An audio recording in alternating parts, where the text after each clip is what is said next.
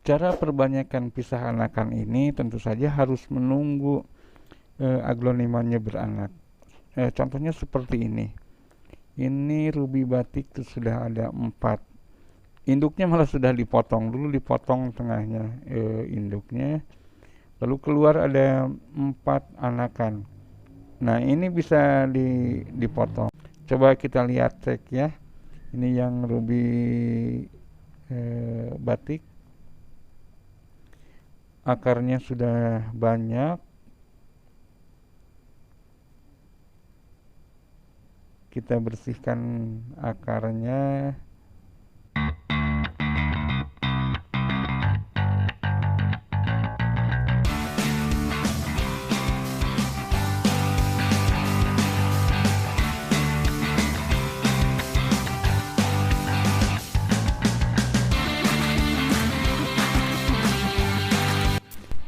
Akarnya gondrong, sehat, dan banyak ya.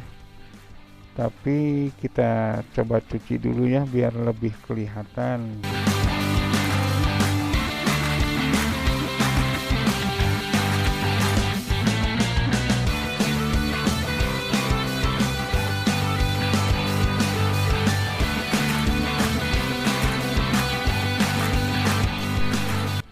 Nah, ini sudah lebih bersih. Kita lihat nih, tiap anaknya bisa membawa akar berapa ya. Pokoknya intinya harus setiap anak yang dipotong itu harus membawa akar. Kita siapkan pisau yang kecil saja. Kalau kurang tajam bisa diasah-asah seperti ini. Semakin tajam semakin bagus, biar dalam motongnya tidak terlalu lama, bisa sekali potong langsung dapat. Kita lihat ya, sebelah mana yang bisa membawa akar lebih banyak.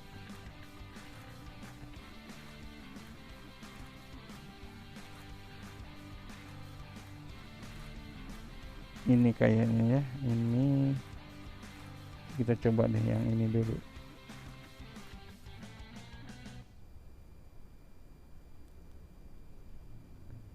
Ya, yang ini tahan napas.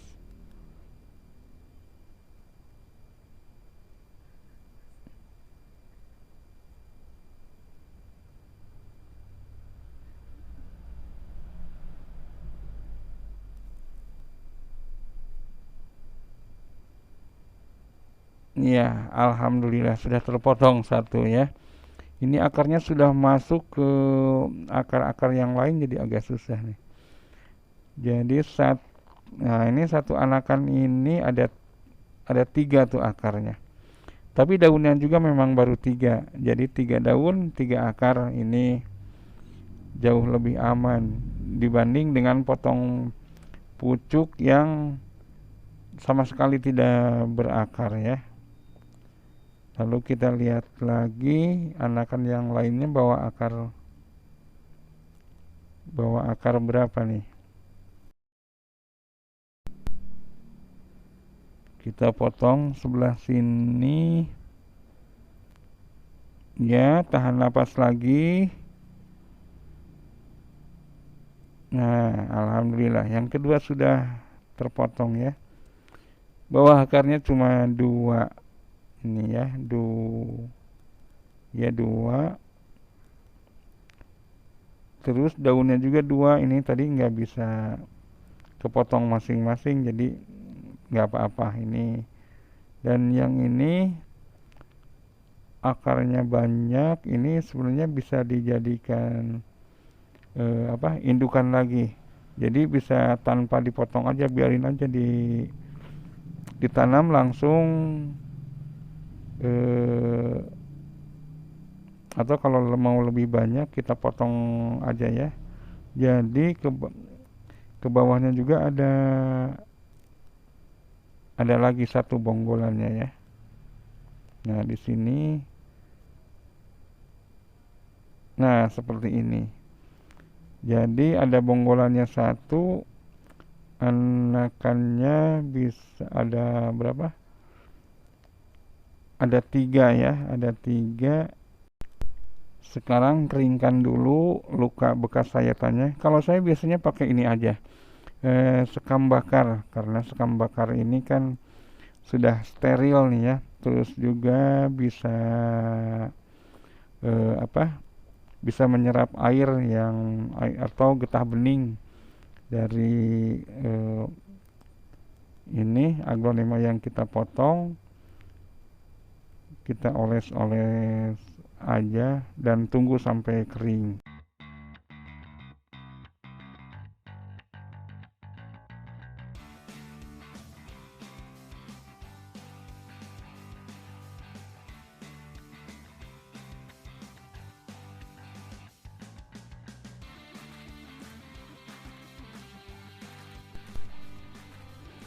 Biasanya ada juga yang mengeringkan luka ini dengan betadine atau obat lainnya. Saya juga dulu pernah pakai itu.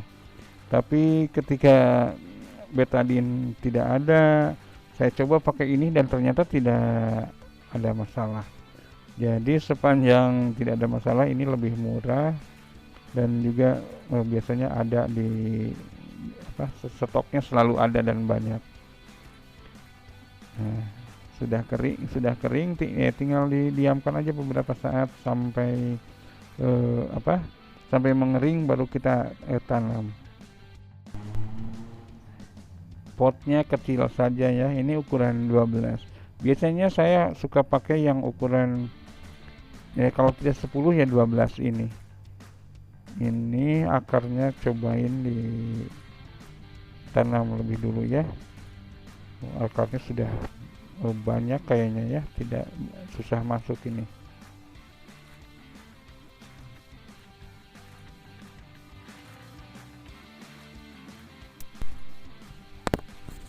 Cukup ditepuk-tepuk seperti ini cara masukinnya.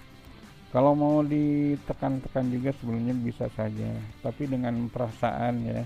Jadi artinya tidak terlalu keras menekannya, sedikit saja, dan pinggirnya, hanya pinggirnya saja. Nah, seperti ini ditepuk-tepuk, nanti tanamnya juga apa, media tanamnya ke bawah, dan nanti saat menyiram juga akan lebih ke bawah lagi. Ini biasanya saya nggak langsung menyiram ya, karena apa, karena sekam bakarnya nanti akan lepas dari lukanya itu, jadi paling besok disiramnya. Nah, seperti ini. Anakannya juga sama seperti tadinya, ditanamnya di pot kecil dan ditepuk-tepuk sampai medianya ke bawah.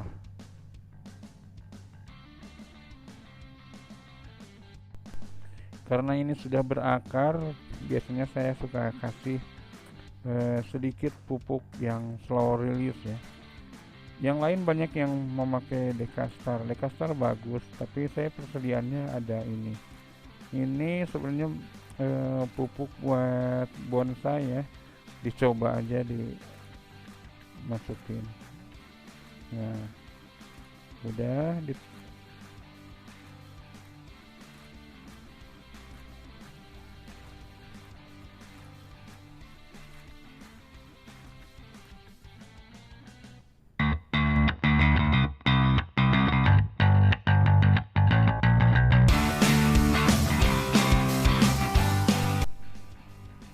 ini hasilnya, semoga tumbuh menjadi pohon yang subur dan indah ya.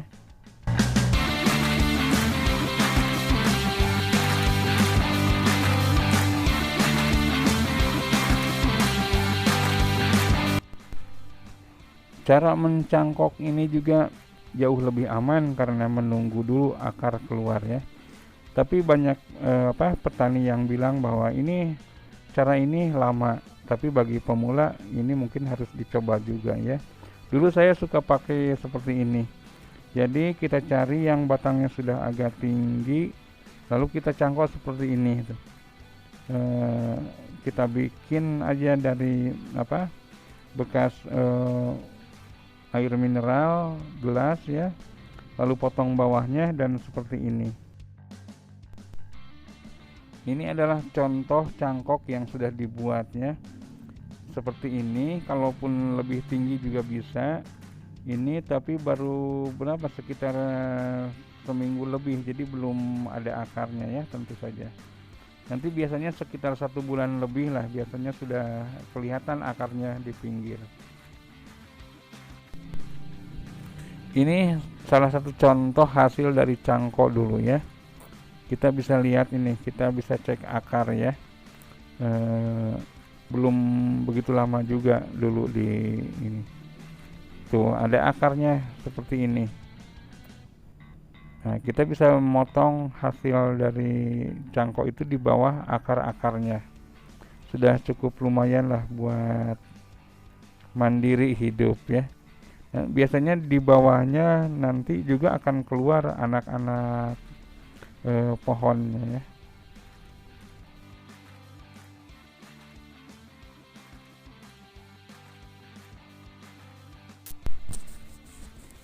Cara ini dengan mencari akar yang paling atas ya, dan prinsipnya tetap aja bahwa yang dipotong harus membawa akar minimal 1 atau 2 ya. Ini sebenarnya bisa diprogram, tapi saya tidak punya pohon untuk contoh, jadi kita lihat nih, ini ada yang keluar ya, akarnya 1, tapi yang lainnya cukup jauh, jadi paling yang bisa dipotong 1 akar itu. Tapi ini sebenarnya agak riskan juga ya, motong dengan 1 akar sementara daunnya ada 6 ini. Tapi kita coba, paling nantinya ada daun yang kering 1-2 ya.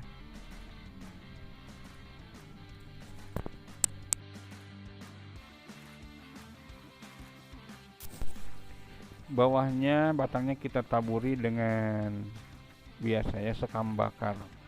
Ini juga sama aja, jangan dulu disiram biar lukanya sembuh dulu. Bagian atasnya juga kasih sekam bakar dan diamkan beberapa saat sampai mengering ya. Dan bila sudah ditanamkan, disiramnya besok saja, mulai besok.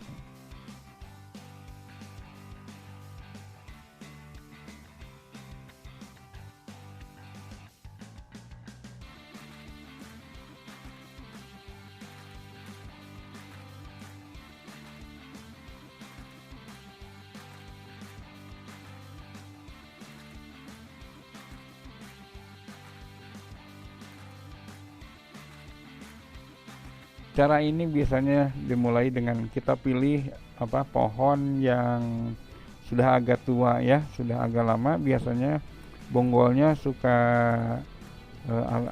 panjang, dan kita bisa lihat nanti, bisa pilih-pilih apakah bawahnya bisa dipotong atau tidak. Nah ini tapi biasanya memang harus dipotong, harus dibongkar dulu ya, kita lihat akarnya. Nah seperti ini bisa dipotong ya. Atasnya banyak akar baru, dan ke bawahnya akar lama dan lumayan panjang ya. Ini bisa dipotong.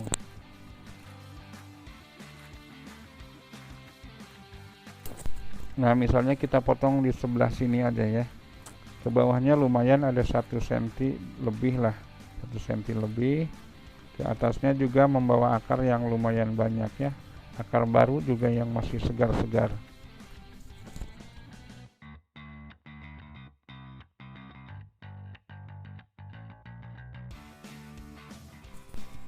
Nah hasilnya seperti ini. Ke atasnya nih ada akarnya segar dan baru ya, ini bagus. Juga ke bawahnya ada akar lumayan banyak. Nah seperti ini, jadi ini biasanya jauh lebih aman karena membawa akar yang sehat dan segar. Nah ini anakan legasi ini juga, ini adalah contoh dari hasil potong akar bawah ya. kita curi akar bawahnya dan ternyata sudah sehat ya. Begitulah sahabat aglonema semua, 4 cara perbanyakan aglonema yang aman, damai, sejahtera dan tidak ada yang ganggu. Itu sudah sering saya lakukan. Tapi sekarang saya lebih suka dengan memotong pucuk karena lebih cepat ya. Semoga kedepannya kita bisa bahas bagaimana cara memotong pucuk aglonema agar tumbuh berakar dan daunnya tetap segar. Saya pernah melakukan beberapa percobaan, potong pucuk disimpan di tempat teduh, potong pucuk disimpan di matahari pagi, atau disungkup ya yang kebanyakan orang lakukan. Nanti semoga kita bisa membahasnya. Oh iya, anakan ruby batik yang tadi dipotong-potong itu, kalau ada yang mau meminangnya boleh saja. Harganya murah saja, hanya 25.000 ya satu anakannya. Dan seperti kita tahu sudah ada akarnya ya. Bisa melalui nomor WA atau klik saja link Shopee yang sudah dicantumkan. Akhir kata, mohon maaf bila ada salah-salah kata atau yang kurang tepat. Billahi taufiq wal hidayah. Wassalamualaikum warahmatullahi wabarakatuh.